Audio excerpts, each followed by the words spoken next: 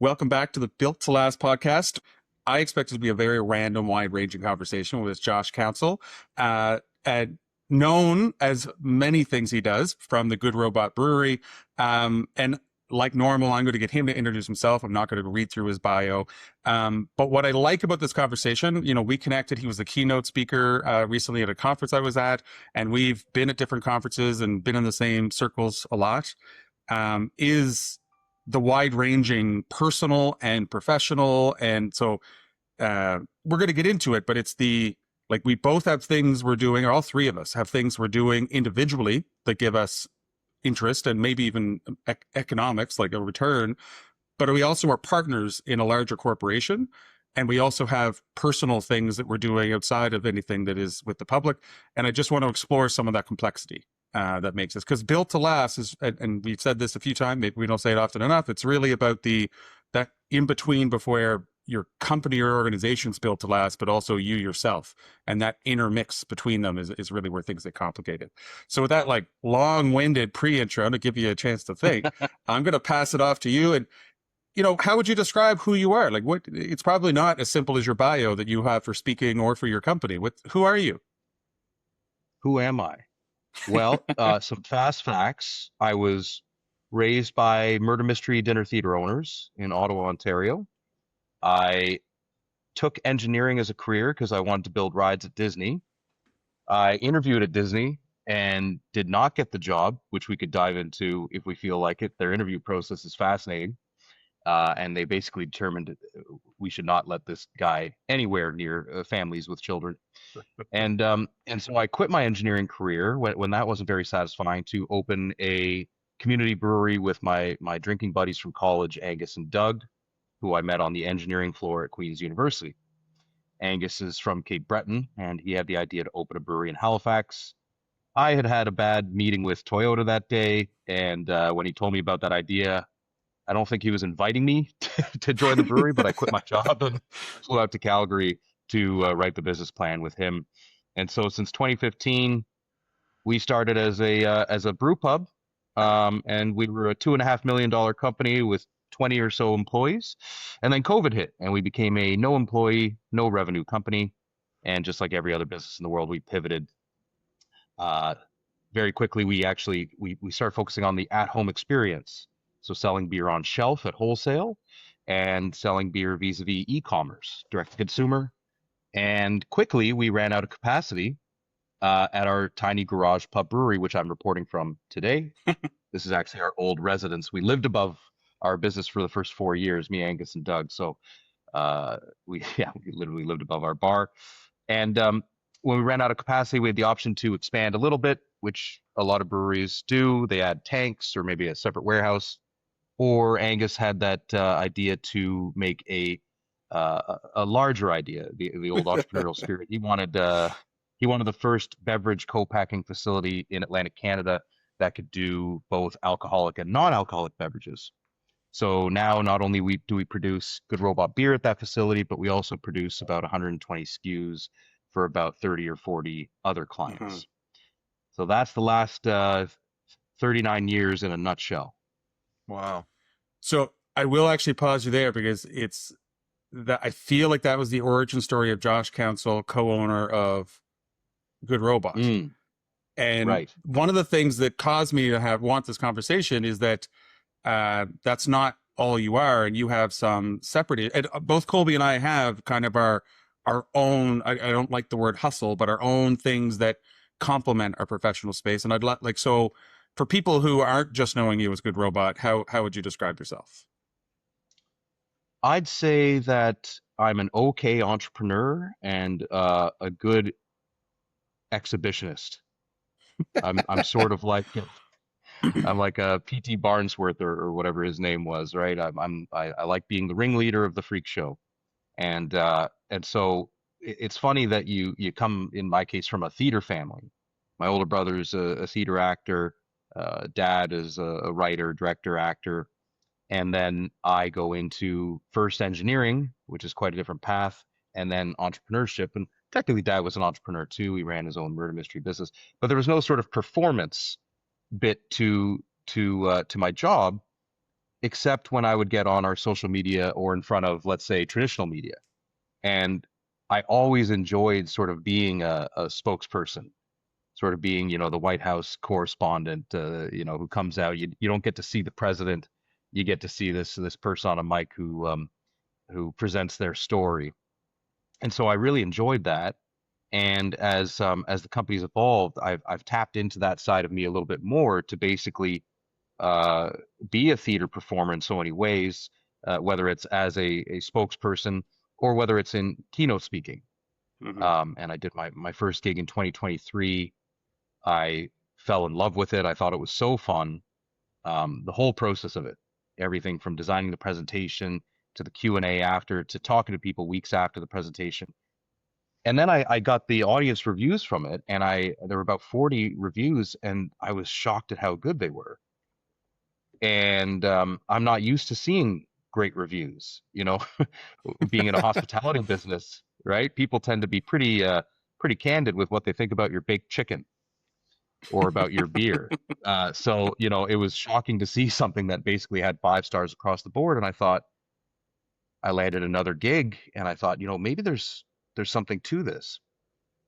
And then I met Hmm. this fella named Graham Sherman, who founded Toolshed Brewing in Calgary. I visited him last summer because I heard he was a keynote speaker who also founded a brewery. And funny enough, he opened that brewery in 2013, which is exactly when I left my engineering career in Calgary to move to Halifax to open the brewery. And he actually opened it on the same street my damn engineering firm was on. As my Uber was pulling up from the airport to his brewery, I just went, "You got to be shitting me." I could see my old office window from his brewery, and I went, "This is wild." That we were just inches away Hmm. from colliding at kind of that pinnacle moment. And I talked to him and was inspired by everything he said about, don't be polished, don't Hmm. you do you, be yourself on that stage, don't try to do the TED Talk thing too much, be a little bit, the slides could be a little shitty, and you could kind of veer off Hmm. track and have some fun with it. And um and it made me feel that much more confident in doing it. So Hmm. I've talked to other people like Ross Simmons as well, who was fantastic for giving advice. And so it's just this new world that I've discovered, that as I've got all these great stories of the business, but business is very painful, and I'm kind of a sensitive person. And but now I've got all these great stories that I can just go blab about, and it's much more fun talking about the business than it is running Hmm. it. Yeah, so I like the speaking as well, and that's one of like that thought leadership, getting the light bulbs, getting people to understand complicated things through stories. Like I really love that. Colby is also a performer. He wants to speak, Really? but he also is a musician professionally and a DJ, and like I'm a he's dancer actually too. a what's that? I'm a dancer too. Are you? You're a Of dancer? course. No. Tap? No? Uh, yeah, I've been playing music for like 20 years or so, mostly in the Halifax scene. And Really? yeah, What's your DJ moniker? I don't have one because I don't You take. had one though. Yeah, I know. So my previous boss, who I'm going to be seeing later today, when I was like 16 to I don't know 20 or so, he had a production company for like doing festivals and all that kind of stuff. And Sure.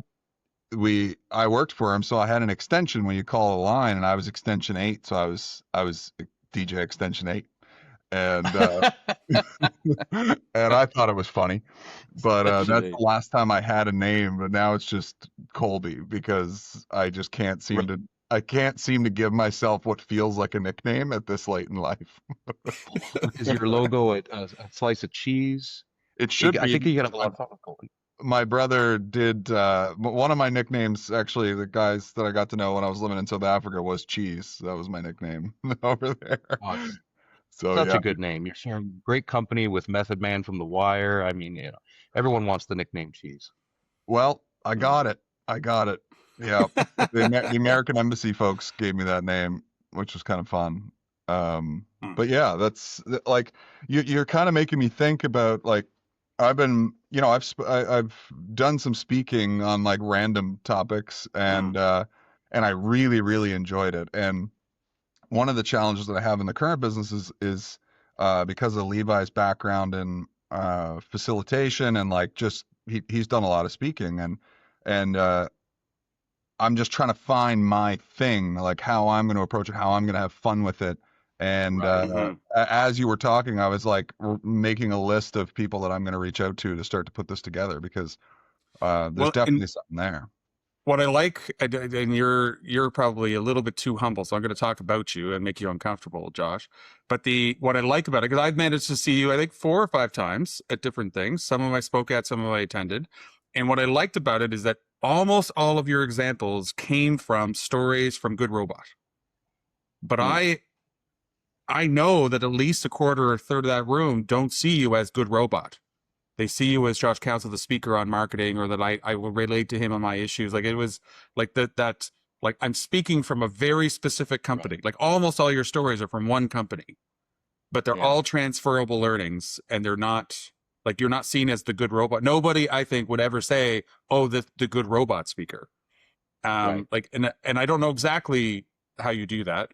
I'm trying to do that with Iron House now, but my first company was Real Food Connections, and I was the local food guy. Like I would speak, but it was so specific to the business that it became the business moniker. Um, Right. and I just think you're doing a really good job of like using business content, but making it transferable. And in that presentation in particular, most of my keynotes, I like talking about other people's businesses, and Good Robot Mm, occupies maybe 20 or 30%. But it's interesting that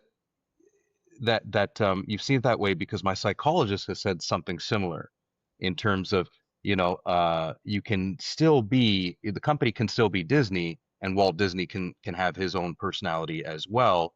And they're mm, not necessarily 100% overlap.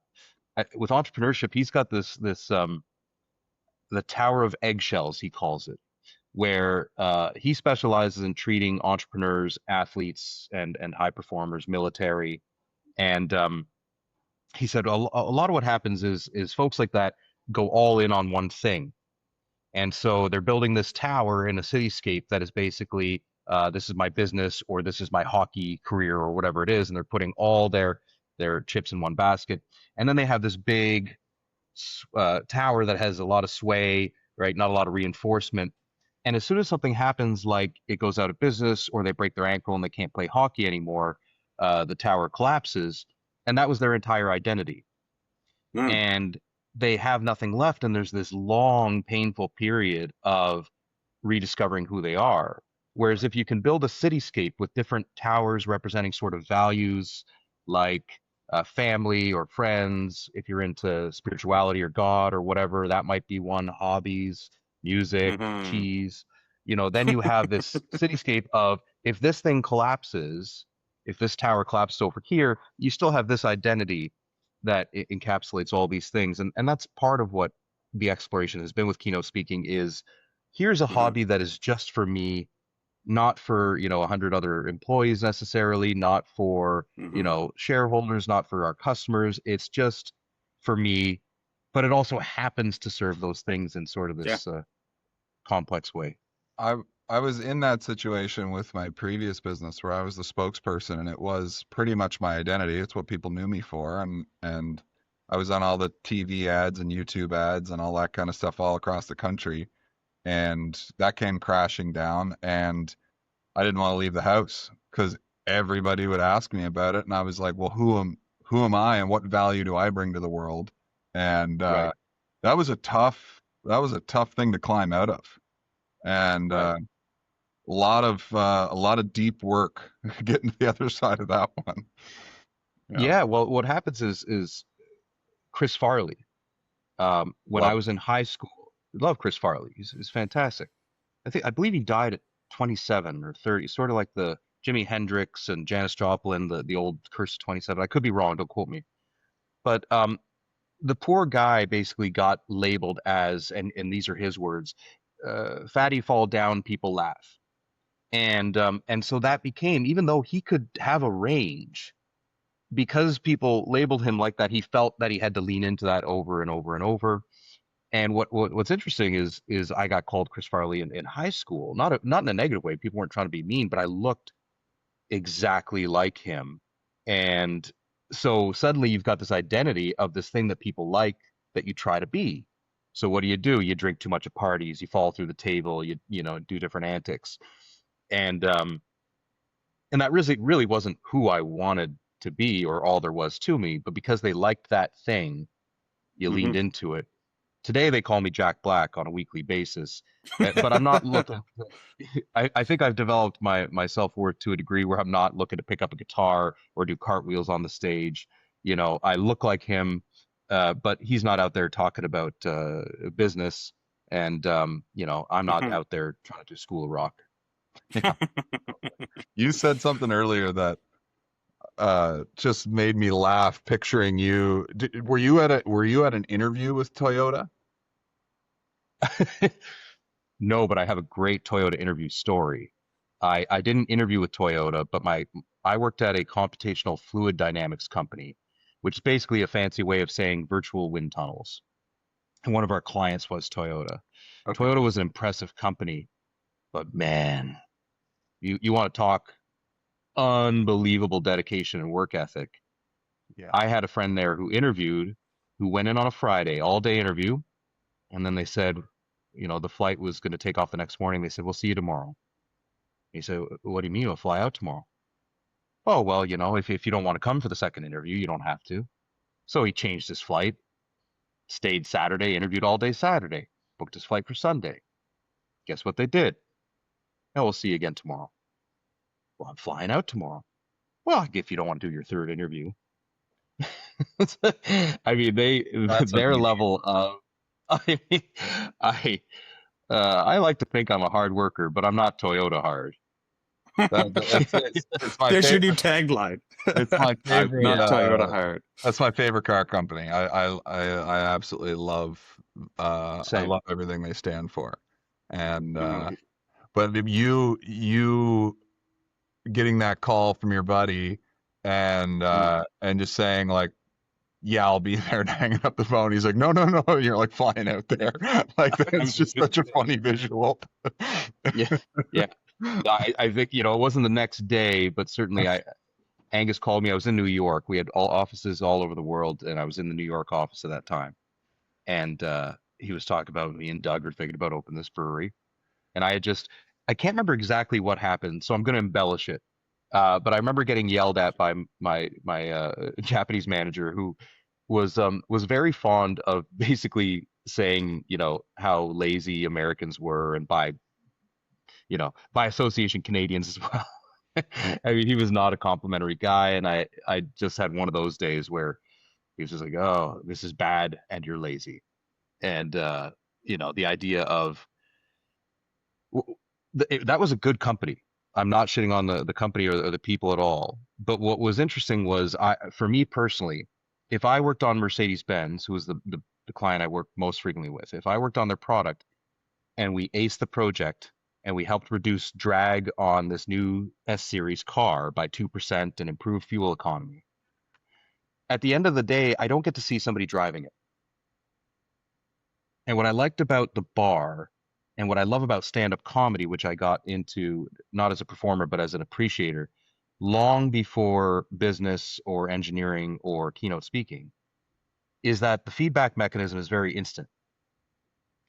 When a stand-up is on the stage, they get instant customer feedback. And the bar is not quite that instant, but it's close, where you deliver the service and you get to see the customer either enjoy it or not within a very short period of time. So I've always appreciated I it resonate for with that that a reason. lot. Like that Yeah. that Line ins cook Levi is hearing it. Bartender Levi is hearing it. Like it's and it's tough. Line cook Levi, huh?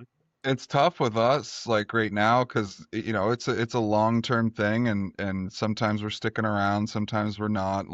And it's you know I often said like sometimes I just feel like moving a pile of dirt 10 feet just to see it done. And you know that's I can totally resonate with that and yeah, that's a good thing to kind of recognize that you that you know something that fuels you is like you like a kind of a quicker feedback loop and Yeah. to know if you're doing well, and that's fine. Like that dopamine hit. Like I need that dopamine hit often. When you're performing. They should just make a You're dopamine performing pill, first. really. Yeah. Well, I imagine DJing and performing in a band is very, very similar, right? You can, Oh yeah. especially DJing, where you're almost controlling the crowd with leading up to the bass drop, Yeah, and you 100%. know whether you're pushing. And Yeah. I'm really enjoying it now because I took like a 14-year break from it, or 15 years, and did a wedding for free for a close friend and bought some equipment just for that. And then all of a sudden I started getting booked for everybody's weddings, and I'm like, I think I like this. This is like a really nice like instant feedback thing, and yeah, it's a lot of fun. It's fun. Instant feedback, I think, with respect to built to last, it's super important for anyone listening at home. It took me a while to learn this. And I need little bursts of validation. Uh, and so things like doing keynote speaking or even running our social media, where you get to see very quickly whether it worked or not, is really important because entrepreneurship, another quip from my psychologist, is very much like sailing the seas in the 1400s, where you have a map and a compass and a vague idea of where you're going. And 70 days later, you were sailing for India and you hit North America and you went, shit, we should have taken a left. And, and then you got to pivot. You don't really know when you're building a business exactly where the market's going, where your business is going, who's going to buy it, what the exit plan is, any of that stuff. And so it feels like these long stretches of why am I doing this again? And you don't have an exit, unlike say a marathon runner, which it's been shown that we should be physically unable to run a marathon, but because we know where the finish line is, it gives us this extra mental capacity to basically finish it. And without having that, if you are someone like me who needs shorter term validation, something that gives you that little boost could be useful to help you navigate the nebulous and wavering part of it. 100%. Well, and even more so for you, Cole, because we've had this discussion is like we do a lot of like work with clients on complicated things, and it's a little bit of advice, just a little bit of like help, but I'm in the client room. So we have lanes, and the lane for Colby has been more on the business development side than the execution side. And Right. I've been more in the execution side, but also like it was just reversed in those lanes.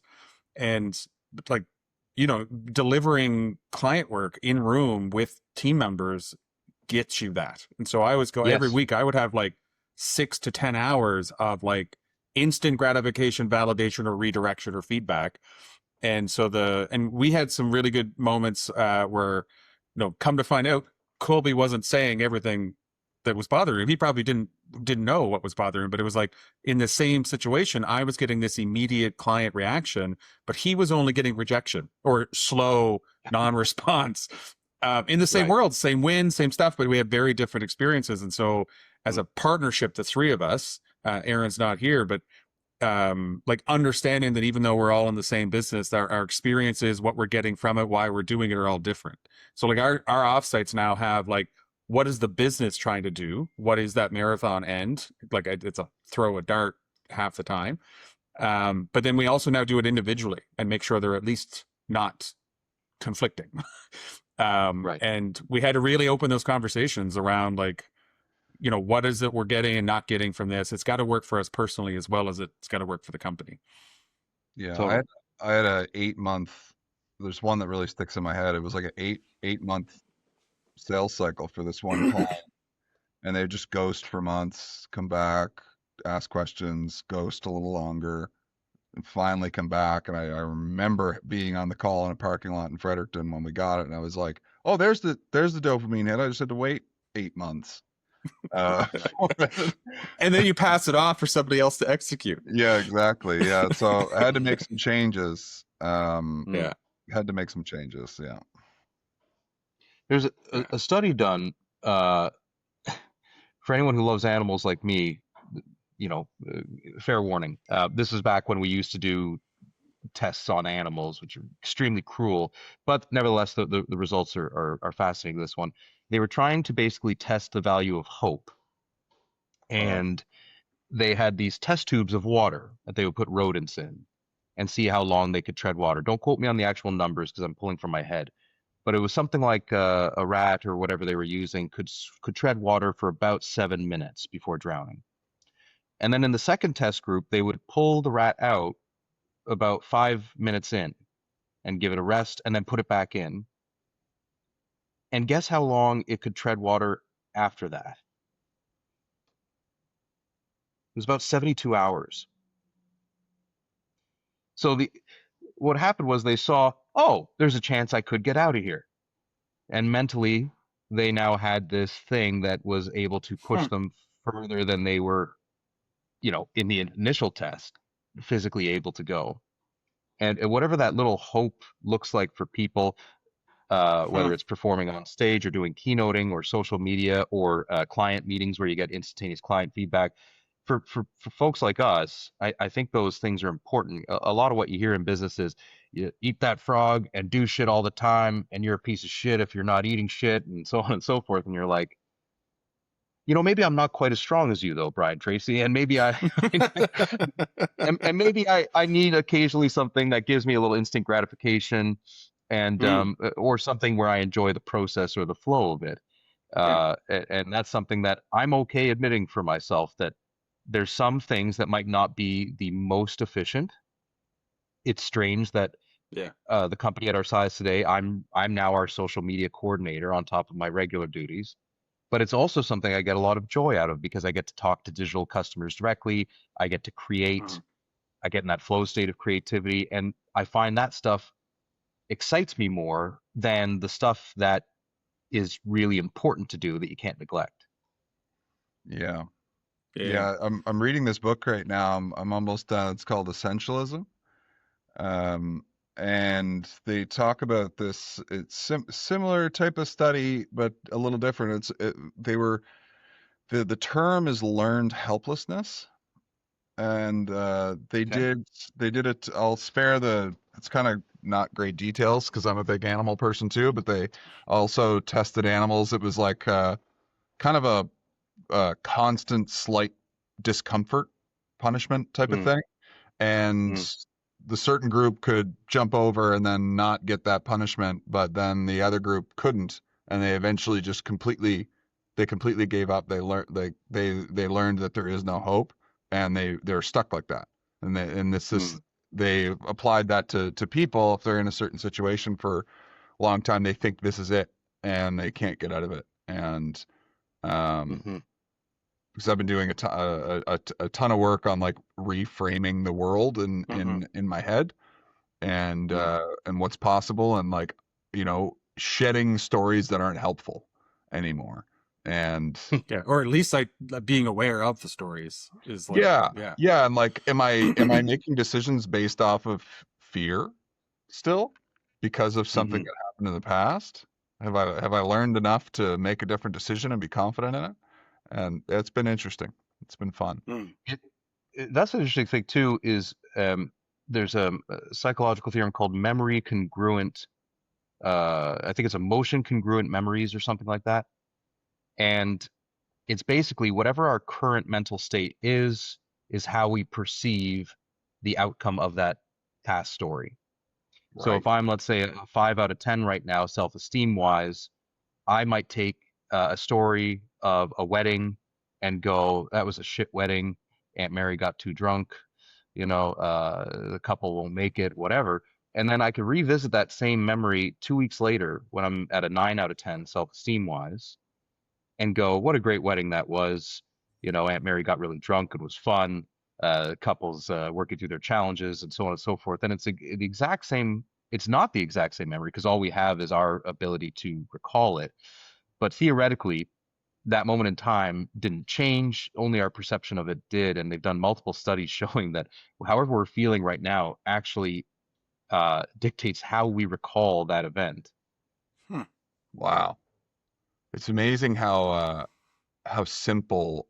I was talking about this last night. I got a great coach now, and we were talking about like just that our brains are so simple in a sense where like if we can get good at choosing how we're perceiving things or like have a couple of like tools in the tool belt to like is this helpful, is this Right. true, and asking like stopping it in its tracks if you start to go down that negative spiral, and like having a way to kind of not necessarily get right back to 100% but like you're able to Mhm. stop a little quicker, say like hold on here, where's this coming from? Like, is this true? Is this helpful?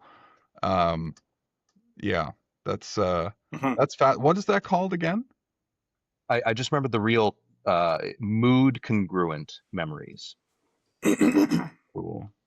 I love There was a that. gal from my last keynote, Levi, who messaged me on LinkedIn recently, who said, I liked your bit in the presentation about the more I am like me, the less I am like everyone else. And it was with respect to, Mm. it was Disney putting a really good kind of cute bow on a theorem about authenticity as a differentiator, whether you're an individual or a business. The more authentic you can Mhm. be, the less you are like your competition in both biology and business. And she was asking for any advice because she said it's really hard because I be myself and then I feel bad about being myself. And I said, well, I just want The you to small know this one. questions. What's that? Sorry. The small questions, This light. yes, the small. Yeah. People say LinkedIn shallow. Not in my DMs, man. People are going deep in there. but I what I told her, she happened to catch me on a morning walk, which was great because my brain was in the space for it. And I told her, I just want to clarify that I also feel bad when I am authentic and I hurt someone's feelings or I said something the audience didn't like or so on and so forth. And to your point, Colby, I will feel anxious or guilty or full of shame for, let's say, giving a presentation where somebody said I was obnoxious or whatever. And then I will still do the thing that moves me forward in terms of my values, which is, apply for more gigs. And so in therapy, they call it ACT therapy. And I can't remember what the acronym is, but it's basically acknowledge the feeling you're having, but don't necessarily let it guide your actions. It's okay to feel bad about this over here and then move in this direction over here. And I actually saw there's a good SNL documentary right now on one of the streaming channels.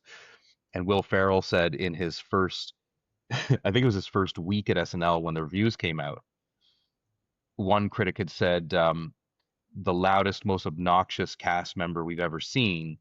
And so he printed that and put it on his door of his office at SNL and said, I'm gonna lean into that.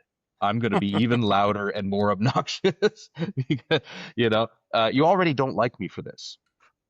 So why not let it shine, right? And letting your authentic self shine through means that people are not gonna like you. There are a number of people who are not gonna like you, but those who like you will like you a lot.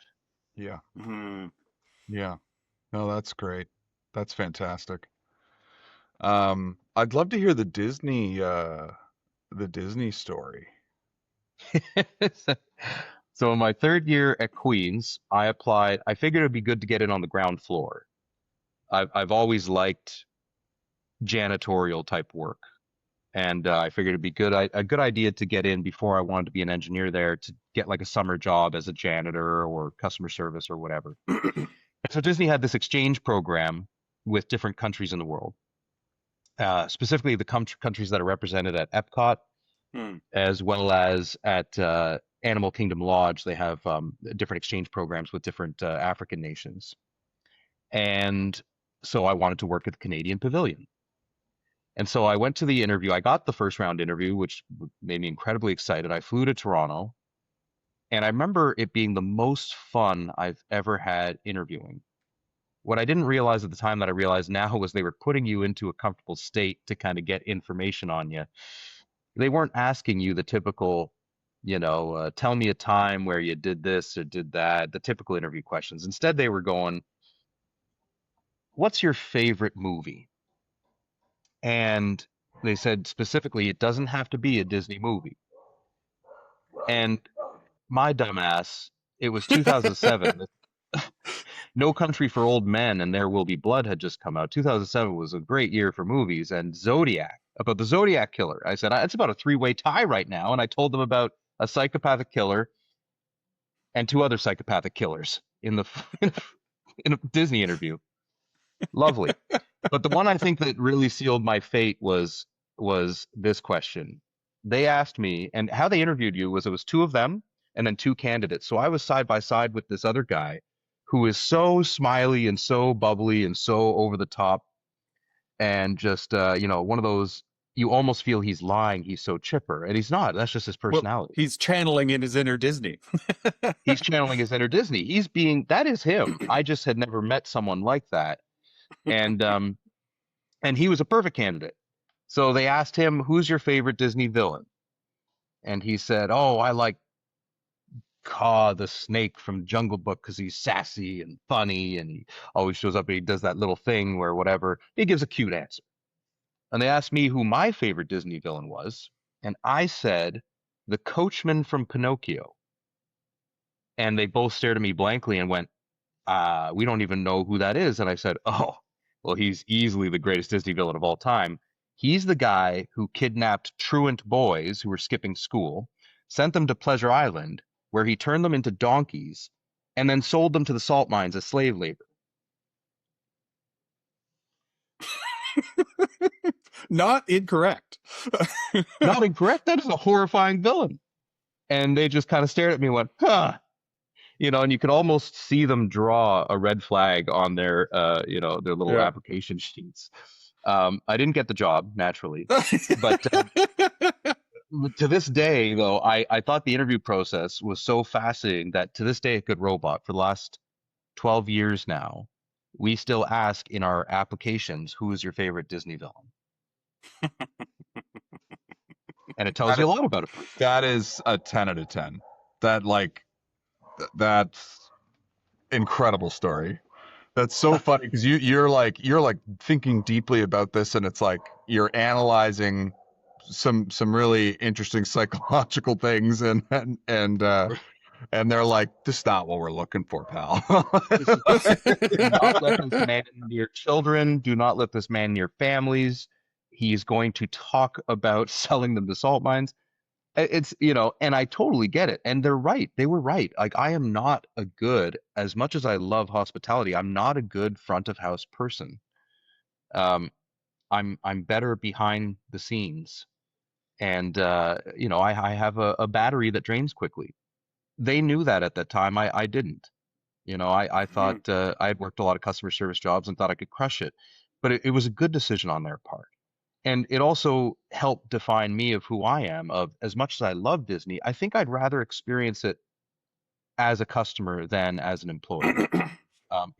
As much as I respect it and love it, it's not the culture I think I would thrive in. Yeah. So we've touched on like being ourselves and awareness and some of the journeys. Like, I know in our world, a lot of this self-discovery has been led by, not led by, but a big factor of it is the partnership. Is three very different partners trying and who are value aligned, but otherwise very different humans with a common goal. And we all feel pretty strongly with the common goal. And we like renew vows annually to really make sure that we're still in this for the right reasons. But that's caused a lot of like having to bring tools to the trade and conversations. And so I'm leading up to is one of the other areas I wanted to discuss is you also have a three-way partnership I've had the chance to meet all three, and you're all very different humans. There is like a shared North Star that I can see from the outside, but you're very different humans. And so it's a wide open platform, but I would love to know things that you've learned to go through. Like one of the things we say is we can get through hard things well. Like that, even when we're in hard things, like that's something we've proven to ourselves. We can get through hard things well. I can just tell from your early introduction, from what I've seen on the outside, you've gone through hard things. I'd love to like, what's the dynamic like? And are there any intentional things that you have implemented or learned the right way or the hard way to keep that moving forward?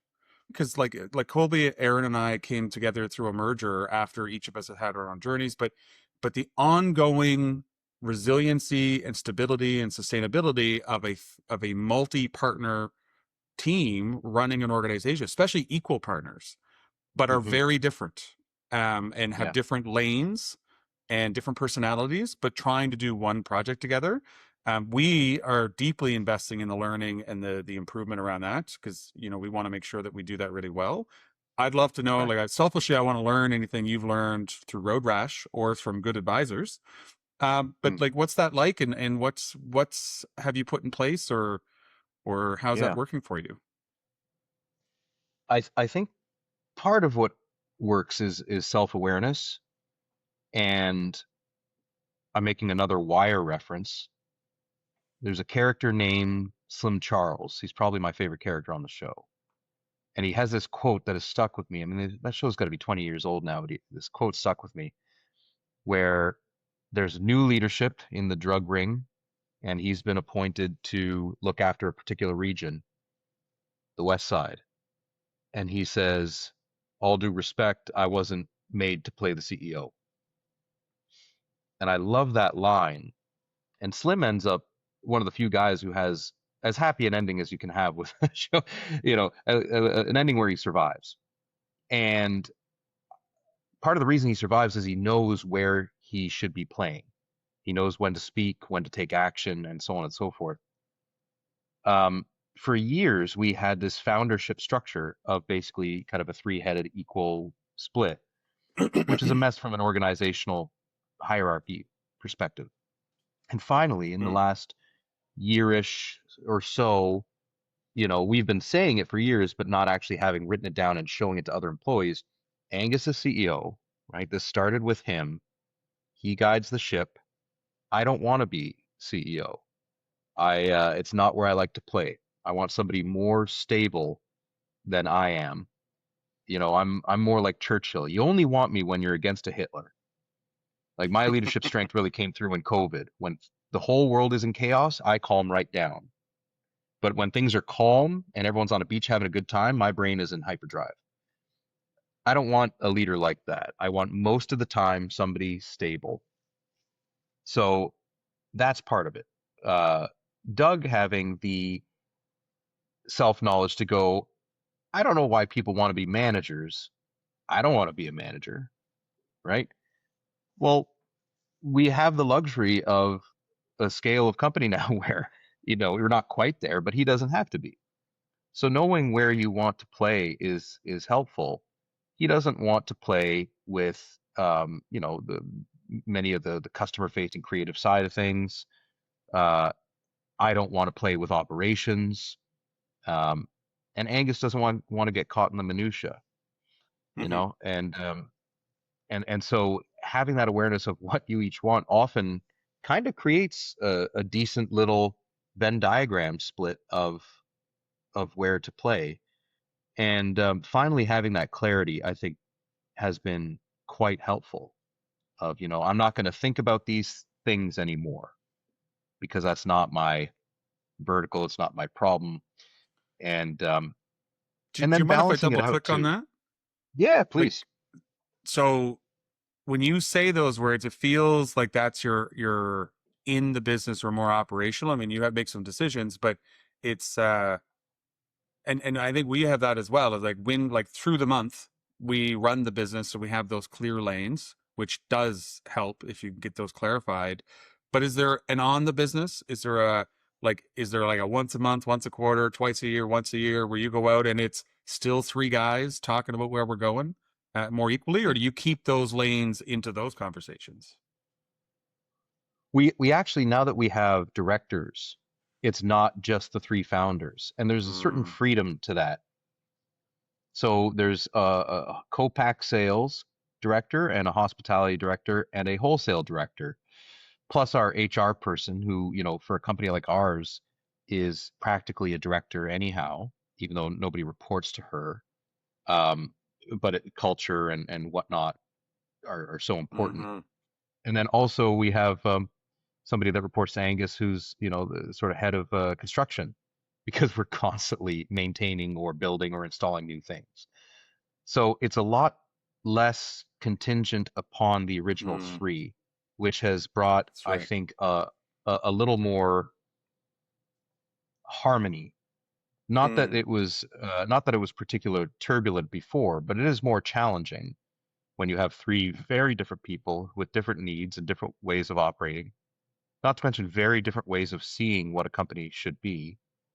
When you get a little more balance to it, I And think it functions a lot better. when did that happen? Was that like, is that part of the big co-pack expansion, or did you have that in place prior? The like board and that slight separation from just the three. The formal establishment of that org chart only happened last year. Yeah. So But the from a directors and the board, and then not just being you three making yeah, decisions. Is that also in the last year. okay? Wow. Yeah. So, it took longer than one might hope for, but it's great because if a truck of supplies doesn't ship on time and get to the factory to make something, I'm not losing sleep over it. I'm just thinking about marketing, Yeah. you know, and that has brought a lot, that level of clarity, and to admit what you're good at and what you're not is very helpful. The challenge is always those formative years where you don't have the luxury of only doing things that you're good at. And so, I should never be making a product, but I was supporting brewing at one point. Likewise, I shouldn't be doing payroll, but I was at one point. And you do all these things you're not very good at, but it's also handy to learn them and to do them at what Angus would call a shitty level. Because when you know how to do everything at a shitty level, you also know the value of that thing. So if you were to outsource it or pay a consultant or hire someone, if I can do that thing 3 out of 10, let's say payroll, if that person can't take it to a 7, then why are we paying for it? So there's a usefulness in learning everything, but also I think Mm. part of growing up is creating order out of chaos. And I think that applies to companies as well, is getting that structure is a sign of Mm. maturity in a business. Yeah, this makes so I don't know how well we're telling our story and where we're at online versus internally, but we're repositioning our whole company to be less about modernizing and efficiency, and more about like understanding you have strong foundations and what's that mean for an organization. And I say that only because Colby, like I never thought about it, but that org structure is a foundation. Not like know where you're at now, but also like what's the future org structure you're going to fill in? What are the hats that I think that's a pretty important conversation. Like I think we've done it, but we don't bring that into our client conversations. I think it's an interesting way of, um, it's as important as understanding your like systems and processes. Yeah. Yeah. Yeah, I had a conversation last night with some fresh entrepreneurs in the hospitality world, and anyway, they're running into those things right now, and Mm. it was a great conversation. They're really really young, and anyway, I was just like, "Do you have anybody to talk to?" I'm like, "No, no, we don't." And I was like, "All right, well, come, come." For the love of God, Yeah, Yeah. give me a call. I mean, yeah, nobody should go through it alone, for sure. I no, mean, all of us are in or have been in peer groups, like all like meeting and building relations with people to talk through some of the stuff is the only way I can think of to go forward with it. yeah, Yeah, Yeah. absolutely. I mean, and it's and often you do need that outside, somebody on the outside who's almost a neutral observer to say it. You were talking Yep. about Vince earlier. It was Vince with Breakhouse who designed this bar, and we were weeks away from opening our company, and he was designing the tap room, which wasn't going to open until another 6 months. And we were called and incorporated as Wrought Iron Brewing Company, the world's shittiest named brewery. And it had come from a place of, I don't know if it was delusional, self-delusion or what, but our mascot was this jacked guy with a hammer and metallurgist, and the slogan was like forging tradition, and it was so friggin' far off of who we were And Vince is just like Vince and Tyson, the guys who worked on our project, were like, we can't in good conscience let you move forward calling yourselves wrought iron. It's stoic, it's hyper masculine. You guys are former engineers who like drinking booze. You're more like Mr. Bean than you are, and then you are this knight in shining armor. Um, we see you as drunk robots was the original name they gave us, which I don't think would have made everyone's moms proud as much as I love the name, but also I think was illegal. So we kind of noodled on that. We liked the robot angle, so we changed it to Good Robot to try to encapsulate some of the things that make humans interesting. Mm. Um, and and that took somebody else outside saying you're delusional about who you are. And likewise, there was a strategic consultant who kind of led us in that direction with respect to the CEO thing. It's like Angus is the CEO, right? You don't need three people making every major Mm. decision. It's so it's good to hear that from people on the outside. And your friends won't say it because A, they don't get it, and B, um, friends often try to support more than they do challenge. Yeah. Whereas Yeah, for sure. entrepreneurs and business people will often try to do a little bit of both. So it's good to have that outside, whatever it is, Colby as a Yeah. guide for for new folks to the ring. Yeah. I did a brief stint at the Chamber of Commerce between business failure and starting a consultancy, and the I was working on a project, but people started just bringing people to me because I would ask harder questions and give, because I was coming out as like, people need to challenge you more. Like, I could have avoided what had just happened to me. So I was very much in a like share freely. But I get the Hmm. nickname Dream Killer in a joking way, because like whenever they had somebody who was like needed hard truth pointed out to them, they would ignore the subject. It's like, have you talked to Levi? Right, right. Government officials would bring people in as like, we got this guy from China, he's going to move to Brunswick, this is his business plan, and like he explains it to me, and I looked at them, I was like, you guys okay this business plan? Oh yeah, he's been in process for 2 years. Just like, you have lots of experience. And well, I'll tell the full story, but so he had come through the program, and he was like, he was a great guy, and I blame the government, not him at all, but he had a business plan that he'd been working on for 2 years around exporting liquid dairy milk as a premium drinking beverage in China and Australia. Hmm. And because they have a brand, Canada has a brand there of quality and fresh and natural, and he's like, he had like reams of stuff. And then I sat down and I looked at the government, and like, the government's approved this and stamped it as viable 2 years ago and endorsed it, and he's flown here Right. to discuss it. And it's like, I hate to be the first person who's brought this to your attention, but the export of liquid milk is illegal in Canada. And he just like, he's like, no, like, I got Stats Canada research dairy exports, and I'm like, I understand that's dairy exports, but because of our quota supply management program, liquid drinking milk is not allowed to be exported. It's only the dairy powder and processing parts of dairy that are allowed to be exported. And I just happen to know a lot about the food industry, and the government looked at me and was like, you guys knew this, right? Like, it's and this is pre-AI, but I was like, he ended up Right. leaving and never coming back. But Mhm. like, somebody, like, I had no associate, somebody brought him because somebody knew that I would sit down and ask, like, point out that one huge flaw that nobody else could bring to say. Yeah. Dream killer. Dream killer. I Have love those that. people who will kill your dreams, but also help you do something Yeah. else. Well, and the thing is that's not your sole role because you've Yeah, built things yourself, right? yeah, It's more of a stern father sort of approach, right? yeah, And so it's good to put your ideas out there for yeah, scrutiny. Um, you'll often get feedback on your idea from the wrong people, yeah. So your cousin Jimmy will be like, it's a dumb idea to open a brewery or a pharmacy or whatever.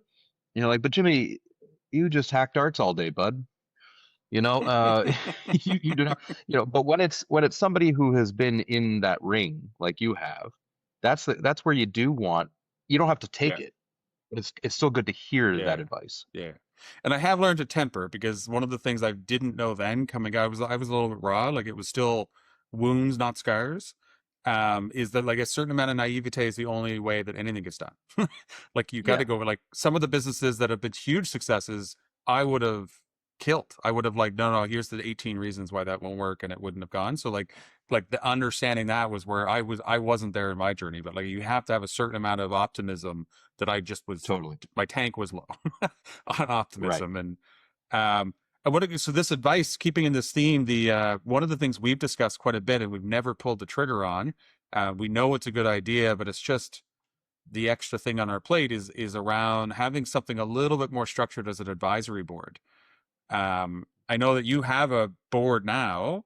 How did you guys like what is or could you think of that in phases, or like what was the first step for you in having like whether it was just a less formal advisory board to what you Right. have now? Anything we can learn from that? We actually don't have a board. Um, Okay. Not even an Not quite. advisory board?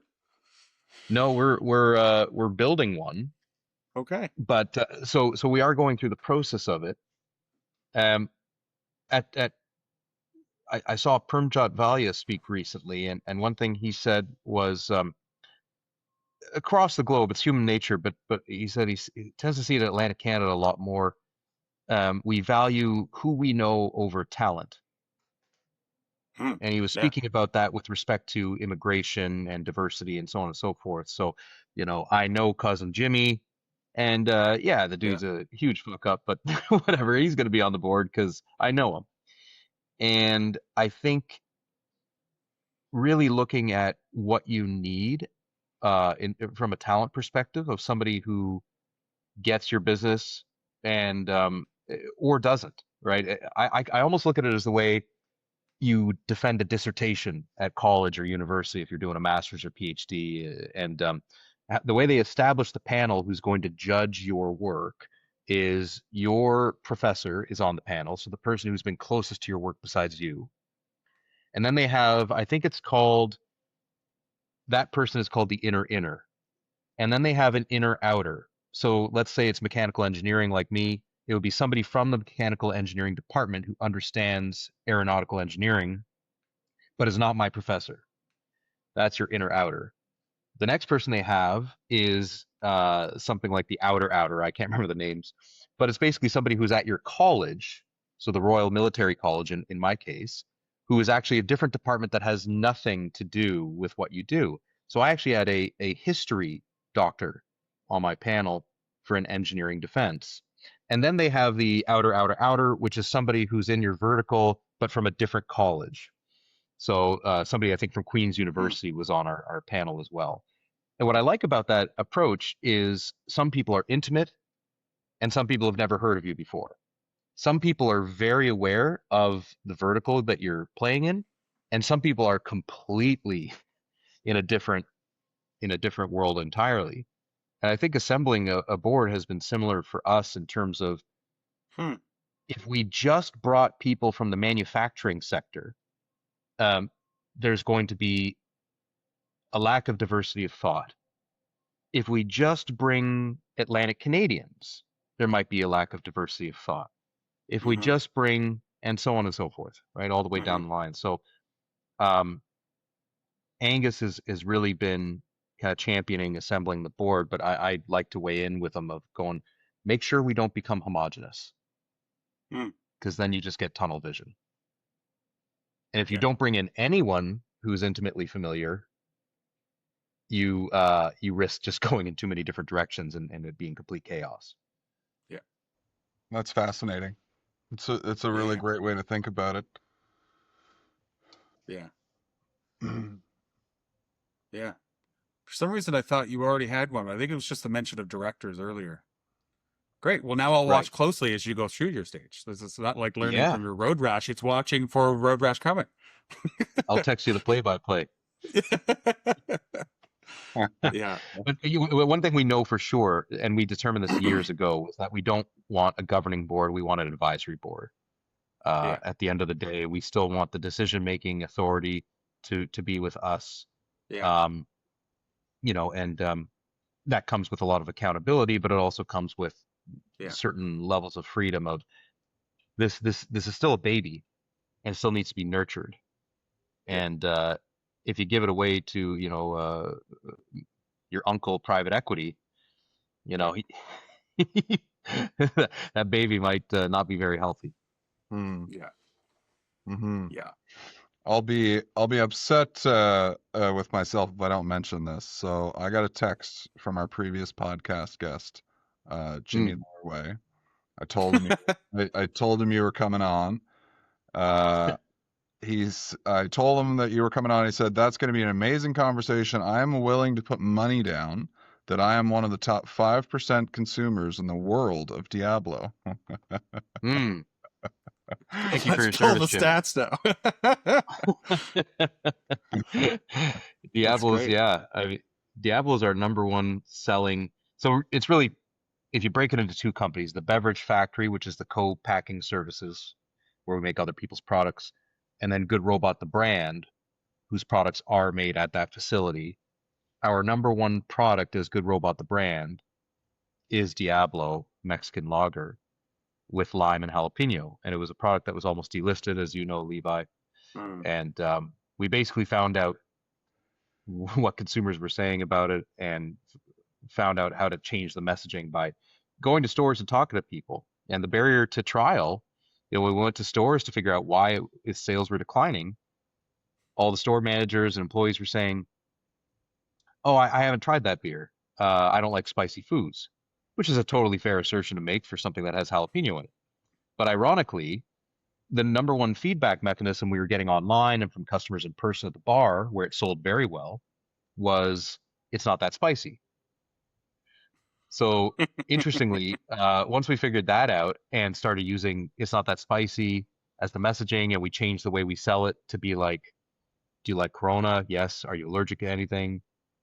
No. Try this. And not even mentioning lime or jalapeno, and then them going, oh, that's really delicious. And there's something there that's just like, it's got a little like pep to Mhm. it. Yeah, it's got Mhm. jalapeno in it. So we changed the way we sold it and positioned it.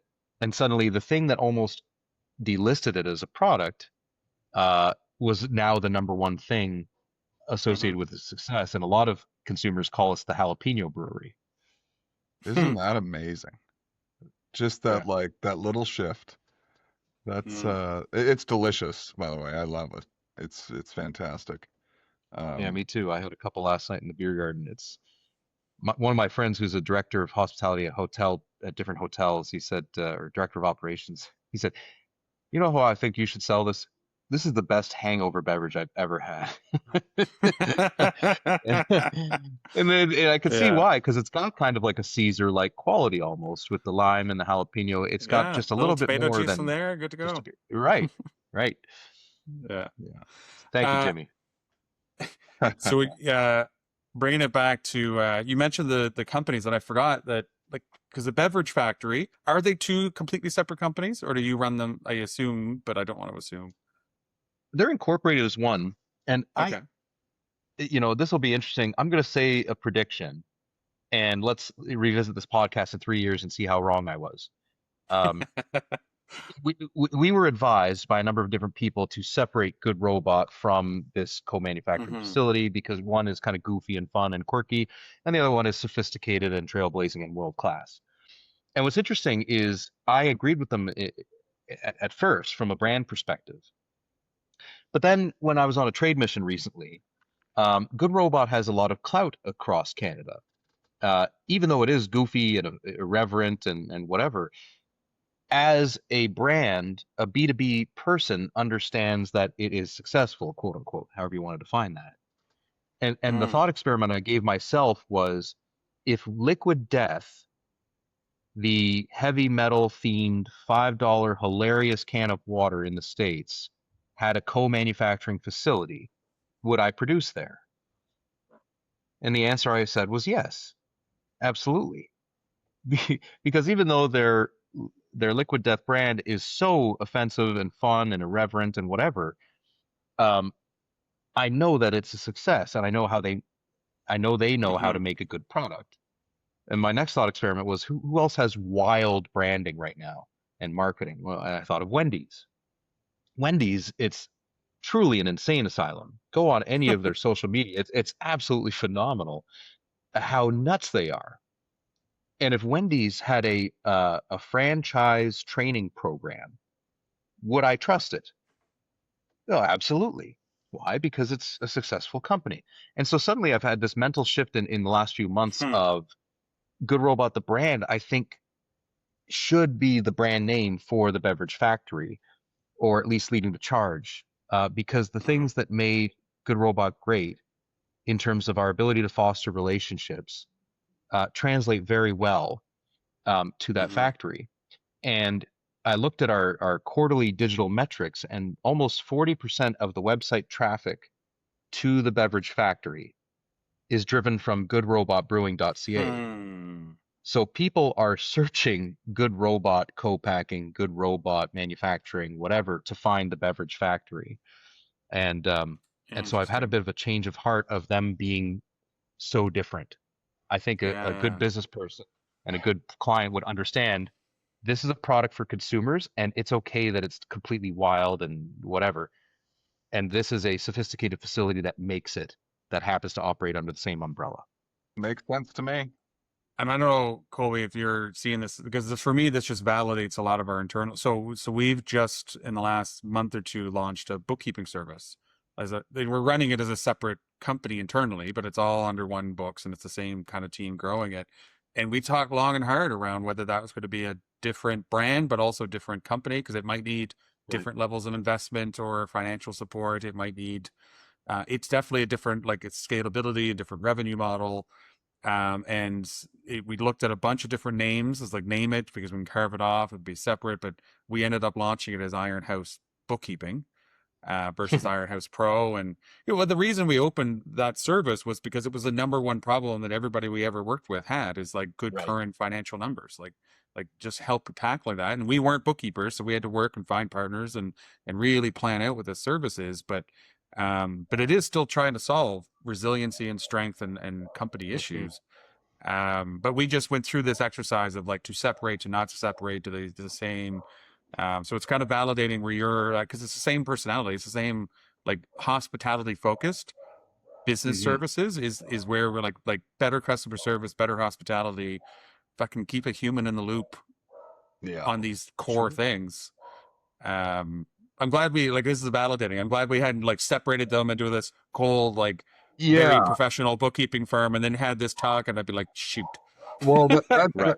I had that conversation in my head when I was batting this around because I had to get it to the launch stage and the name was kind of a big deal. And I'm like, it's like it's the same like hospitable team solving a new problem, and we've got a bunch of trust in the market currently. Like, let's just lean into it. And Mhm. we've often joked about rebranding Ironhouse just because it didn't start out as this big intentional thing. It was just kind of a name that we picked. And but now it's starting to make more sense with the foundations, and then it's starting to we're making it work. But Mm. I appreciate that story because Yeah. that is pretty validating on because I'm a big fan of Liquid Death. Funny enough, and it's hard to come by around here. But I immediately went and bought a bunch of them when I was in Chicago, and I was like, I've been waiting to do this because it's on all the podcasts. And it's great water. It's fantastic. And it could taste totally off to me, and I'd still buy it because, uh, interestingly, right now I'm watching some construction guys on the building across the street slamming 2x4s into one another, having some kind of fight. So I'm a little distracted. But interesting, the liquid death water could be complete garbage, and I would still drink it because I discovered it. I think it was 2016 or so. I was in Los Angeles. I decided to go with my partner at the time to Netflix's A Joke Fest, a huge comedy festival, incredible talent. And went to, Brian Regan and Patton Oswalt and Bill Burr and so on and so forth. And we barely scratched the surface. And every single venue we went to had Liquid Death and this heavy metal, what looked like kind of this intense craft beer in a 473 milliliter can. And I hadn't seen any of their advertising at that point. I only was curious and looked it up and saw that they had videos of being waterboarded with their product, and they had kids shotgunning the water on people's lawns. So doing all the shit that like a beer company wish they could get away with, and people just getting so upset about it. And what do they do with that upset? They take it and they put it on t-shirts. And it's just sort of another way of, of leading into the more we are like us, the less we are like everyone else. It's very much, Mm, you know, an angle of authenticity to the founders who launched that brand, and that the more people get upset, the more they lean in. It's like the South mhm, Park of water. mhm. Yeah, I remember a guest came on the Theo Vaughn podcast, and he's sponsored by Liquid Death, and somebody was like, "What is this? Is this like a big energy drink, like Liquid Death?" And he's like, "No, no, it's water." And they're like, "Where is it from? Flint, Michigan?"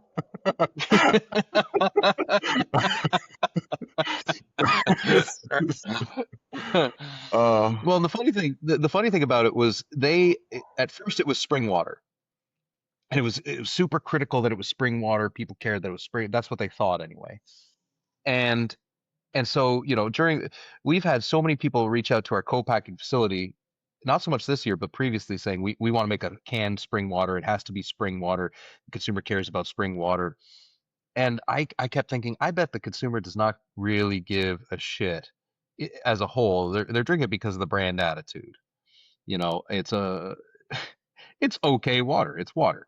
And sure enough, when they started co-manufacturing regionally, they moved away from the spring water model, and there were some consumers online who were upset, but it certainly didn't substantially decrease their customer count or revenue in any kind of way. They got to a size where they just needed to co-manufacture so much of it, and not all those facilities had access to spring water, which is incredibly wasteful. You have to truck water from an offsite spring to a factory to then put it into a tank to transfer it into cans. I mean, it's just about as wasteful as you can get when there's perfectly good drinking water available everywhere in North America.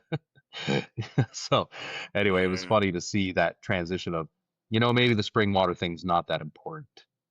and it's And at the end of expensive the day, they're water. paying $5 a can. It's five, yeah, years ago, it was $5 US a can at, you know, you go to a comedy show, and I'm a beer drinker, but after four or whatever, I might switch to a water. I was like, Jesus, the beer is as expensive as the water. But I Yeah. also, every time I got that can, I'm like, but I kind of love it, Yeah. you know. It reminds me, so we had Michael Petrovici on the podcast last year, and Hmm. he has the New Brunswick distillery. And I think it was you and I talking about maybe it was him and I can't remember, but because he has this can ready to drink brand from the New Brunswick distillery, and it was Yeah, like it's now hugely selling, but his initial yeah, advice was that it was too sweet. There's too much sugar content. yep. It's like, but the people drinking that vodka drink, like that's just not the. And I had a couple of sips. There's some on my fridge now because I'm normally just spirits. I don't really like the sweet stuff, and man, it is sweet, but it's selling like hotcakes. The Yeah, advisors of were course. not paying attention. No, the advisors were stuck. I was there at Food and Beverage Atlantic when they Mm, pitched that to the panel, and on the yeah. panel were, some private equity folks or whatever. And one of them was a guy who had three nine-figure exits in consumer packaged goods in Canada, and all of his stuff was about health. And he said he didn't even drink alcohol, but he tried a little bit for the whatever. And he said, "This is too sweet." And how much sugar is in there? No, you gotta make it sugar free. That's what consumers want. I was like, no, no, no, no, no, no.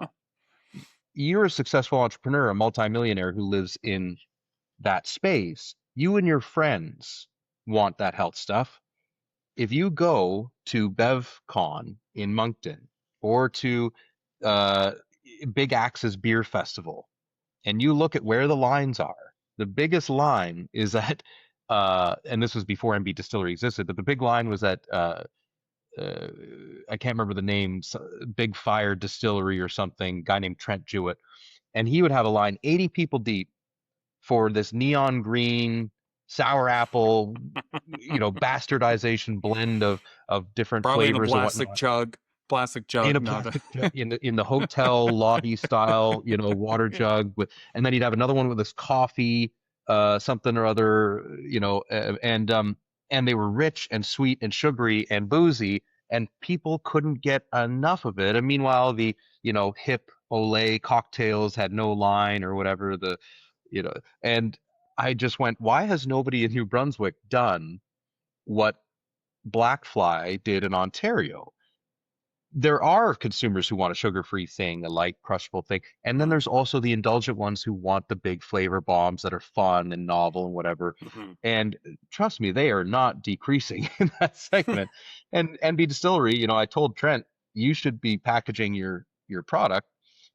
He was barely keeping up at his tap room, so NB Distillery slides in, and now they're doing that, and they're doing the lemonade and the iced tea. They're delicious, they're sugary, and they're fun. And they're a fun, indulgent treat. And they are dominating at ANBL in that category. They became like the fastest rising product there in the last like 5 years. Yeah. That's great. We had Michael on at a very interesting inflection point. Like it was just getting through all the road rush of getting the distillery up and running and just starting RTDs. So it'll be fascinating to get an update there. Yeah, and you're right, that entrepreneur thing, like, that whole like health movement, and like just not being any fun. Totally. It's not the entire world. It's really easy to lose sight of those things if that's who you're hanging around with and that's what you think the world is now. And it's there's a lot of people in the world, and there 7-Eleven still selling slush puppies this big, and the majority.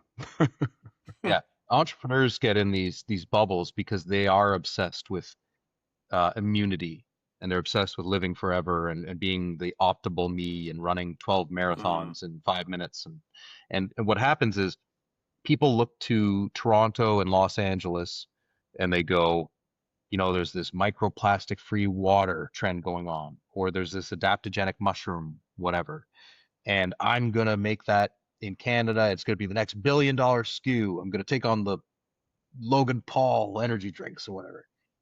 And you go, every conversation I've had with them when they come to our facility with that idea, I said, speaking as somebody in the space, have you asked anybody if they want it? Because Toronto and Los Angeles are very unique ecosystems, and I'm not interested in a product that does well in downtown Los Angeles if it hasn't done well one state over in Utah. There are so many startups. It's the capital of startups in products that start and stop in Los Angeles. And as soon as they go one state over, nobody wants it. So it's one of those ones where you got to be careful about your ecosystem. And it's also one of the reasons I never have enjoyed boardroom strategy where a bunch of people sitting in a boardroom who are miles away from the customers are making decisions about the company. One of my favorite Disney stories was a very similar situation to that. They were talking about something to do with gondola safety at one of the parks. And apparently Walt walked out of the meeting and went to the Magic Kingdom, and he went to the gondola operator and said, "What's the problem? People are smashing their head on the gondola because the step goes up too high, and then they have to step down into the gondola." And Walt says, "Well, what would you do to fix it?" "Oh, we'd raise the gondolas or we'd lower the steps." "Okay, we'll do that." I mean, it's just like, and apparently Steve Jobs used to get in trouble for skipping board meetings in favor of spending time talking to customers. But when you can get intimately familiar with the customers and who they are and what they want, that's how you win. Not your circle of entrepreneur friends who think they know what the next big product is. Yeah. I found myself stuck in that loop quite a few times because I've got a background in health, and that was kind of the first business that I had. And it would take a lot for me to get back into that industry. A lot. A lot. You're in health. Yeah. It was. In what capacity? We had a product that we imported from Spain, and it was just like a raw, like superfood product, and it was expensive, and it didn't taste great, and it didn't have a lot of science. And like Colby's face on TV. Yeah, Mhm. yeah, it was intense, man. Like we got into like 1,100 stores across Canada in a couple of years, and like it was, we were producing TV commercials in my friend's bedroom, like with the mattresses on the walls and stuff, like to try to get better sound, and it was just hilarious stuff. Like we bought our first drone to like get cooler, more epic shots, and like I crashed it into my parents' house, and it flew into my arm and almost like took my arm off, and like just hilarious stuff. And Huh. but it was like real gritty and learned a lot. But like, you know, you hear about people like, oh, I got this next big thing, and it's like I want to be listed everywhere, and it's like, okay, you're gonna be on the bottom of the shelf in a Shoppers Mhm. Drug Mart, and then how are you gonna educate everybody? Yeah. Like, how are you gonna get people to pick this over the 55 other items that are saying the exact same thing? And like, it's just, you know, choosing the scale in which you want this thing to go and the size that you want it to go. It's like, can you keep it Yeah. small and profitable, or do you want to like shoot for the moon and then have a whole host of Mhm. problems? But yeah, it Yeah. was a good learning curve. It was really Well, really I'll tell you the prospects that I trust that we get calls out at the factory versus the ones I don't. Not in terms of I think they're lying, but just in terms of are they going to make it or not. When I get a call from a kid, and it's not always a kid, but somebody in Toronto, or I have gotten calls from LA, and they do want to make that next. Everyone wants microplastic free water, and that's what they say. Everyone wants this. And every time anyone says everyone wants this, I end up being the dream killer, much like you, Levi. I go, Yeah. okay, Yeah. you and your friends, right? That's who wants it. And and they say, I got the shareholder money coming. We're gonna go into 1 million stores to start out. We're gonna do 10 million in revenue year one. And you go, okay. The kid that I love and it's not always a kid. I actually talked to people in 60s, in age 60 and older, in their 50s, who are launching brands, and a lot of them are going, I was a lawyer or I was whatever, and now I'm quitting my career and I'm doing this, and I want to build it starting at farmers markets. And I go, you're going to do good because you're starting with a minimum viable market, and you're going to be working that stand, and you're going to be getting customer feedback right out the gate Yeah. on, is it too sweet or not sweet enough? Is it too carbonated or not carbonated enough? Is the Yeah. packaging reflecting what the taste is? How's the price point? What format do people want it in? This can versus that can, Yeah. in multi-packs, and so on and so forth. And you're going to get that real live feedback. And then you're going to go to alternative shops, small retail, family owned. And then maybe you're going to do your own e-commerce store. And you're going to basically build it at a healthy growth rate where you still have room to iterate the product, which is still in beta phase. And Dr. James Mhm. Richardson, who's this guy who wrote a great book about consumer packaged goods, um, talks a lot about the celebrity endorsed brands. And part of the reason they fail is that they come out the gate with something that they've never trialed across multiple markets before. And suddenly they are in 10,000 stores right out the gate, and they've never actually talked to consumers to see, is this something you want? Are you interested in it? And they just assume because The Rock is behind it that this tequila is Mhm. going to sell. And then Mhm. suddenly, out of those, let's say 1,100 stores or 10,000 stores or whatever, uh, 200 to 400 of them, velocity is decreasing in those stores. And they're not figuring out why, because they're just looking at the total revenue. And it turns out in this market, they really don't like tequila.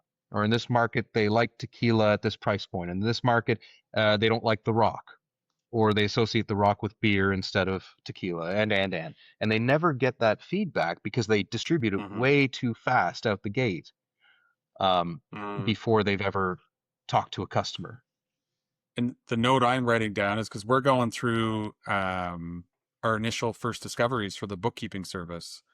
And we did send out a bunch of emails to a bunch of people just saying, like, even if you know you don't want bookkeeping services, we'd love to like call our friends, like take us through the discovery, and just because we need those reps. But I'm wondering if we have something a little bit more like almost like I don't think we want to do an ask me anything, but like How do we set up a booth Mhm. somewhere to just hear about what people don't like about their bookkeeping? Without the pressure of the sale. Like, we're not looking for every client right now, but I'd love to understand what are all the things that people don't like about their bookkeeping. Right. It's a There's great got to be a way call. we can set that up. And like Right. that was my experience with that other product too, where like we started super ground floor and like Mhm. went to like local health food stores, went to the events and really got to know the people, got Mhm. to really know the people selling it, giving it to them for free, saying like, "Hey, test this out with a few people and I want to hear back from you. I'm going to come back in 2 months and we're going to talk about it." And that was just like snowballing and snowballing and snowballing. And then we jumped too quick to get the listing without the infrastructure and plan to be able to execute that across the country. And then it was just like, you know, you work with those big stores, they got 120-day terms and it's got an expiry date. And then like, their first order might be $700,000, but it could completely sink you. Um, Mm. and it was all like very exciting at the time, but looking back, I'm like, oh my gosh, it Right. should have just been patient. But Yeah.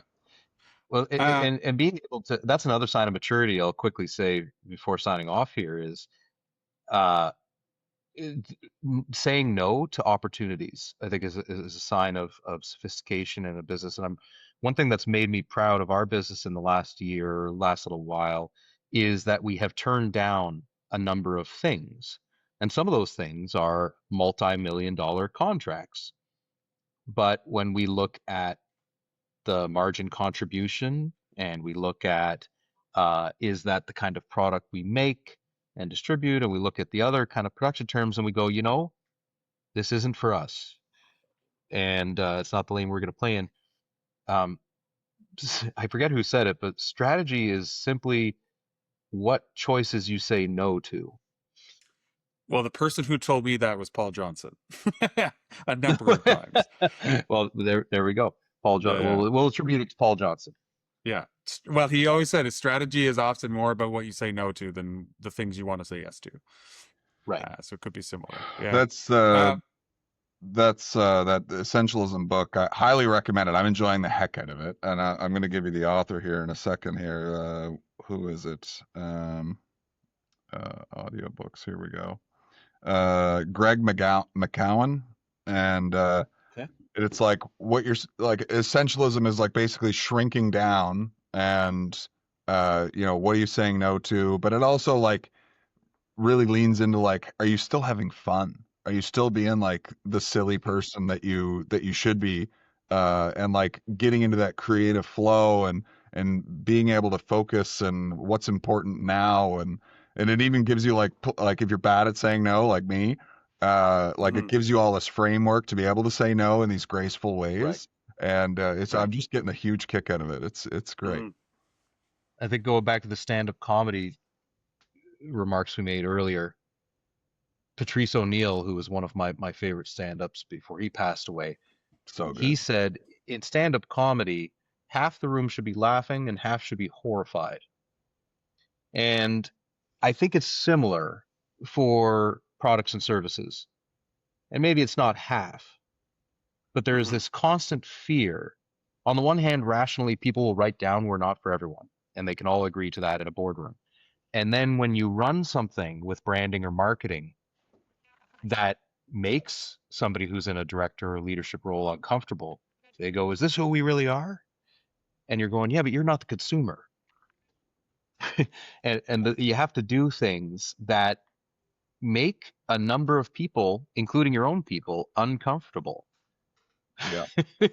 Because that's what personality is. And It's that's not and being that's liked. super uncomfortable. It That in is. Yeah. itself is it's a very, very uncomfortable place.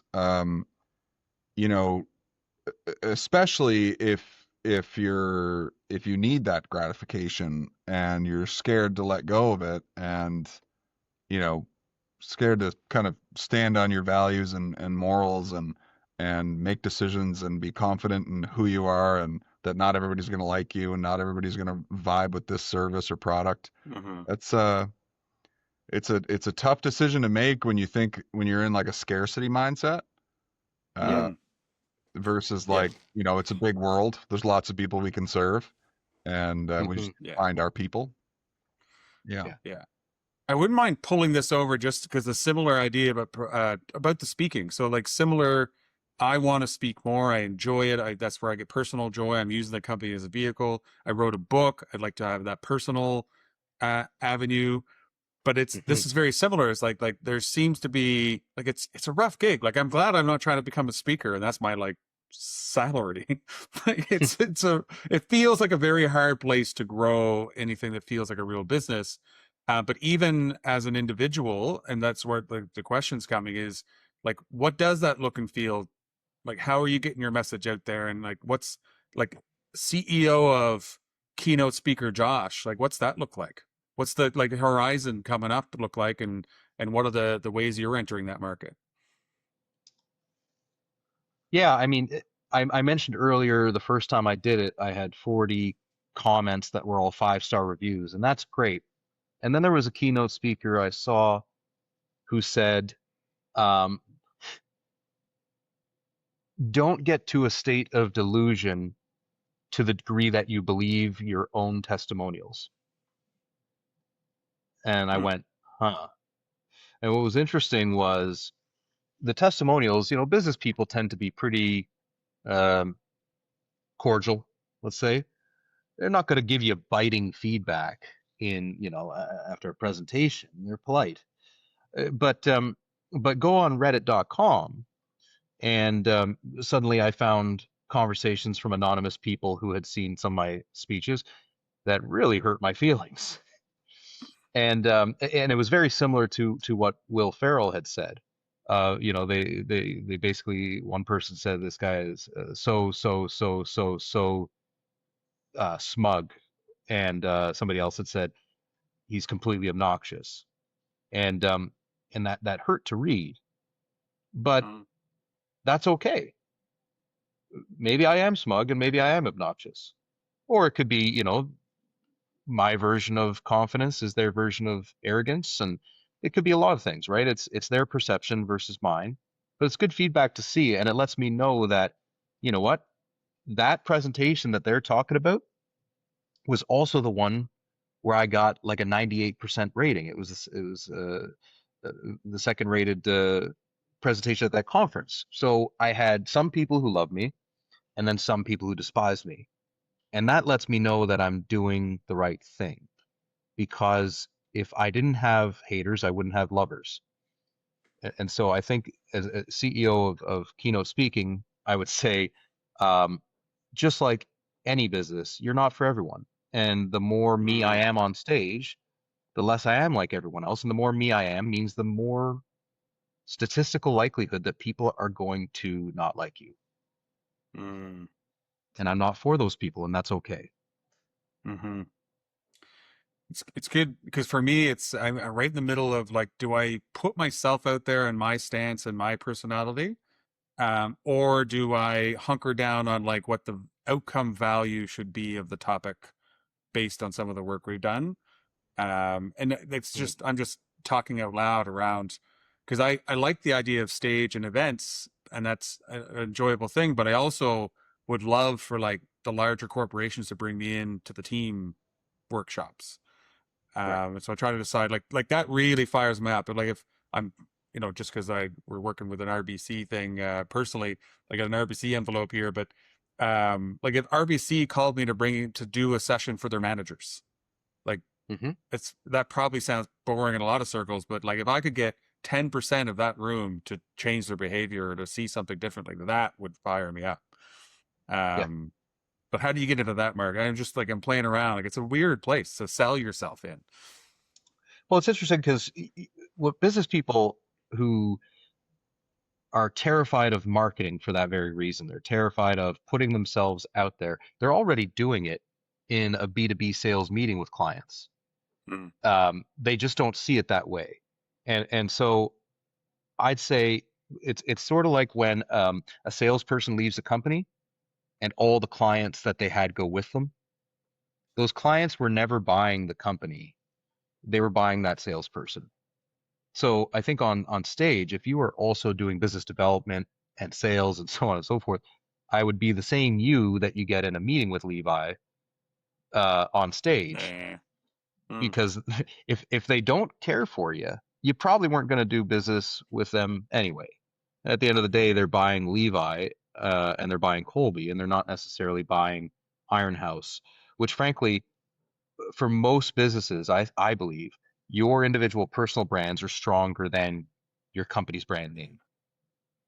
More people know and trust Colby Jardine and Levi Lawrence than people who know Iron House Pro. Yeah. Since even our past clients still call it Iron Horse Pro, so Yeah. it's a known thing. See, I got both your Uh, first and last names right, and I fucked up your company name. no, you didn't, but No, I mean no, you everybody didn't. does. Yeah. You didn't. Oh, I didn't. Okay. But Yeah. it's Rewind the funny. tape. Like I'm such a huge stand-up comedy fan, and like I actually I really don't like corporate speak, corporate world. I like Right. growing up as a musician, like it just didn't vibe with who I was, and like Hmm. when I think about forming, starting to speak and make a bit of an impact somewhere, like I'm like, how do I leverage the way that I kind of grew up and viewed the world and saw things and like what I've learned and kind of package it together and so I think there is something there because like it took Totally. me forever to get onto LinkedIn just because I just I just didn't believe anything anyone was saying on there. Like there was like It could be a very fallacious space. yeah, like it just didn't feel very authentic, and maybe it was just my algorithm, but Well, I No, won't no, go you're on right. Instagram for the same reason. Like I find it more authentic on LinkedIn than Instagram. It's just right, your Yeah. own history. yeah, Right. What's interesting, Colby, though, is LinkedIn's begging for it. I mean, every marketing conference I go to, there's always a rep from LinkedIn as one of the speakers. Social Next, Mike Morrison's yeah, organization is Mm. great at booking LinkedIn, and the LinkedIn presentations are always fascinating. And one thing they show is, if I were to put it into kind of a neat bow, is we're no different than any other platform. The advertising that works is the one with good creative. And the good creative is the stuff that causes high arousal emotions, which could be excitement or joy. It could be humor. It could also be fury, disgust, and anger. Anything that causes people to take action and like and share and comment and so on and so forth. And that comes down to the creative itself, the visuals, the copy, and so on. Mm. And they showed a bunch of examples of brands with personality, and a lot of them, it's not quite as irreverent as you might see on, let's say, Reddit or Instagram, but it's certainly not vanilla. The stuff that's performing very well. It's far, far from vanilla. mm, And so it's a platform that's sort of begging for entertainment. And the primary audience is, much like they are in a networking setting, business people are terrified to be anything other than what I think people will like. Well, Hmm. when we launched the podcast, I just wanted to do something stupid, so I put Levi and I's face on this like dancing meme Oh, thing. that's right. It was just so stupid, but I got so much joy out of it because it was absolutely absurd. It was so dumb. It was poorly done. It was perfect, and Right. uh, it got a lot of laughs. Like people like brought it up to me and and I just I guess I really want to not take life too seriously, and Mhm. I think I fell into this trap for a little while where I was like trying to uh be who I thought I needed to be, and Right. I'm trying to reverse that and go completely back. Yeah, you were effectively reading the manual on B2B professional services sales. What am I supposed to do? Yeah, And it started with X amount of cold calls every morning and data yeah, scans and metrics. And it's like, no, like, yeah, we need sales, but like there's 1,000 ways to cut that yeah, and like down. Yeah. my natural ability is just to like make people feel safe and be a great listener, and like Right. and if I'm not in that creative space, if I'm stressed about the things that I'm not great at, then like I can't leverage who I am on a You. Yeah. Yeah. basis. You know what I would do, Colby, is one of two things. And this comes from the perspective of, I can't remember who said it, but they said, if you want to advertise differently, and let's say you're in beer, look at what automotive is doing. Because all the beer ads look the same, all the automotive ads look the same, all the hairstyling ads look the same. Look at a different vertical and see what they're doing and copy that. Stand-up comedy and drag queens are fantastic for that. I got inspiration from RuPaul's Drag Race recently on something I want to do at my next keynote. But what I'd love to see for you is what Fred Armisen does on stage with drums, right? Is that you love drumming, right? And he'll do stand-up sitting down at a drum set, and he'll do impressions of certain band performers or whatnot, and then he'll play little riffs. He won't play a full song, but it adds this fun little dynamic element to it. And you could also go the route of Hannibal Buress, and where he has a DJ on stage, and he'll do a bit, and then randomly the DJ will just chime in with sound effects or a bass drop, and it just makes it so friggin' funny and so different. And I think you could have some fun with that. That would be very authentic for you and get some pretty big reactions. Yeah. Yeah. 100%. I love that. Great. It wouldn't be hard to be different than a regular bookkeeper. I'm now going to go look at what bookkeeping advertising looks like just to see, Right. I don't think we've actually looked at what other people are doing in that space. Yeah. We're not that. Yeah. Yeah. And then look at what beer's doing and what you can copy from beer that QuickBooks isn't touching. Yeah. I love the Fun. absurd stuff. I absolutely love it. I love it. Oh, that's great, man. That's great. Well, I think that ties a nice little bow. I'd like anything else we open will take us into another deep. We get to a point where we had really deep, meaningful conversation. We had some humor, and then everything else on my list would be transactional, and it's just not adding value for sure, just filling time. Is there anything else that you wanted to share, or anything we didn't cover, or where do you want people to find you? I'd love for them to find me at my next gig or at the pub. Meeting in person is so much better.